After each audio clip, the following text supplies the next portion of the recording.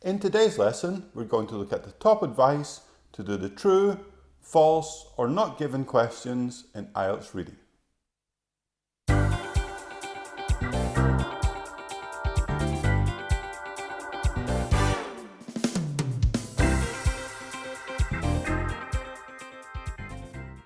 Hello and welcome to another video.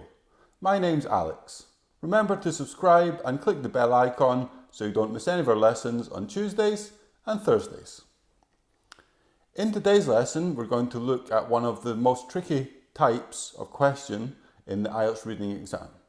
True, false, or not given. Many students have problems with this question type, so let's see if we can help you.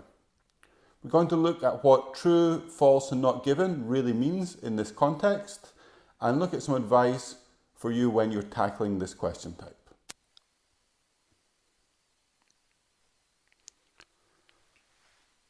Okay, so to begin with, we're going to talk about what true, false, and not given actually mean in the context of these questions in the IELTS reading. That's an important thing to establish before we start talking about the advice.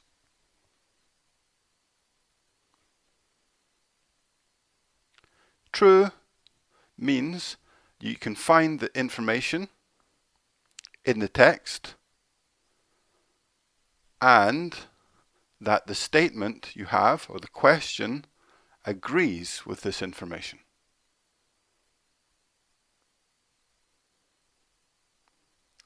False also means you can find this information in the text, but the statement contradicts this information, or is opposite to this information.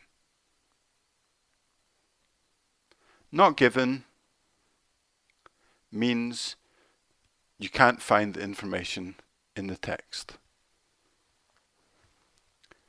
So these things are really important to bear in mind as we look through the advice and when you're actually doing this question type to practice for IELTS or actually doing the exam. So you want to think about agrees, true, contradicts, false, not given means you can't find the information there in the text at all.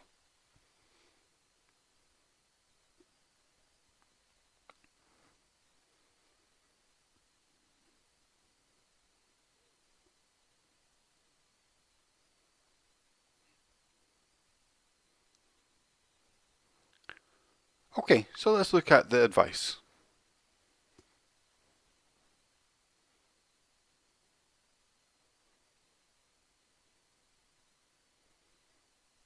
The first piece of advice is that key words will be paraphrased from the text in the statements. It's important to find these as it will help you find the correct answer.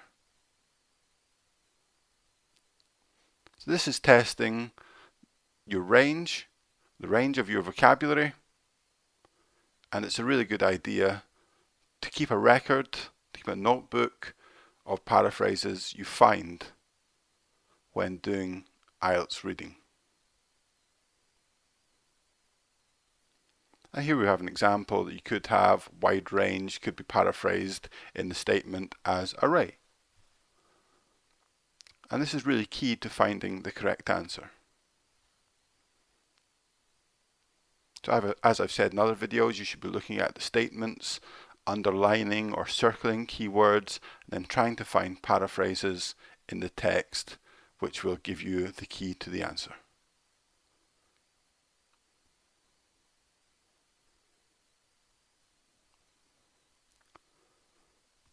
Okay, second piece of advice, which a little bit contradicts the first one, is that keywords are important, but remember that you're matching meaning and not just words. So you have to look at the meaning of the statement in its whole, and that will help you. So as well as identifying what the key words are in the statements and trying to find paraphrases, you should also try to understand the meaning of the statement you get in its entirety before you choose what you think the correct answer is. Sometimes students are trained so much to find the key words, they focus on them too much and ignore the meaning of the statement, and this is where you can lose points.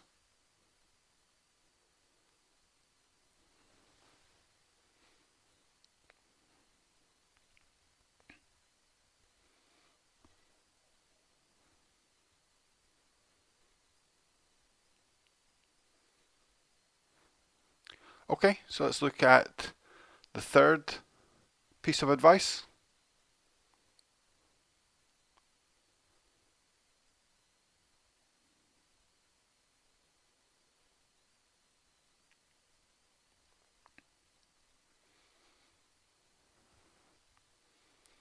So not given means the whole statement is not in the text.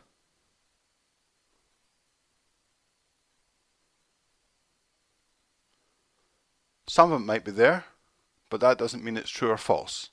It could still be not given if part of it isn't there. So if you look at a statement, you think part of that I can find in the text, so it must be true or not given, but the statement in its entirety isn't there, then there's a good chance that it's not given. IELTS writers can be a little bit tricky in this respect. They'll try to pull the wool over your eyes and make you think that it has to be true or false because part of the information is not there, or is there, should I say, but it can still be not given. So make sure, this goes back to the second piece of advice as well, that you're looking at the sentence, the statement, the whole statement to decide whether it's true, false, or not given. And this is something really important to remember as well in this question type, and I'm specifically talking about this question type, not others, is that the statements are in the order you'll find them in the text. So this will help you, and it will also save time in the exam. So if you've found one of the answers at the start of the text or halfway down, you know the next one has to be after that.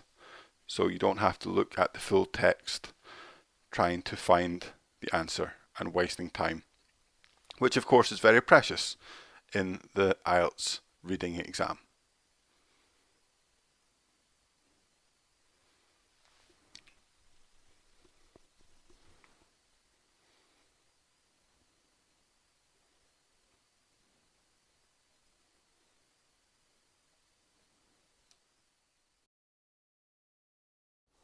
Okay, it's really important that you put this advice into practice. You should try to practice this question type as much as you can. I wouldn't worry about time to start with. You need to get used to following this advice, and then you can start worrying about the time as you get closer to the exam.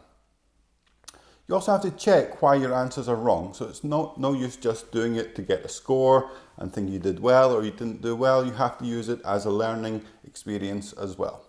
So check why your answers were wrong. Check the paraphrases that you find which give you the correct answers in this part of the exam, and all parts of the reading exam actually, and make a list of them as I already mentioned.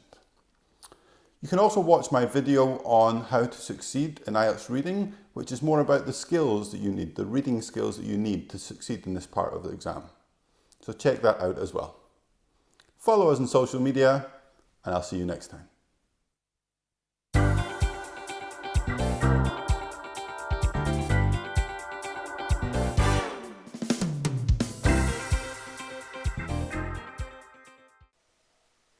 At English Now, we're always looking for new ideas for lessons.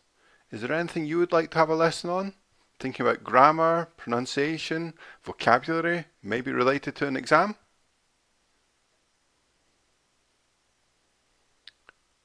If there is something you would like to see a lesson on, please let us know. You can contact us on social media, Facebook, Instagram, Twitter, or you can email us at englishnow.yt@gmail.com.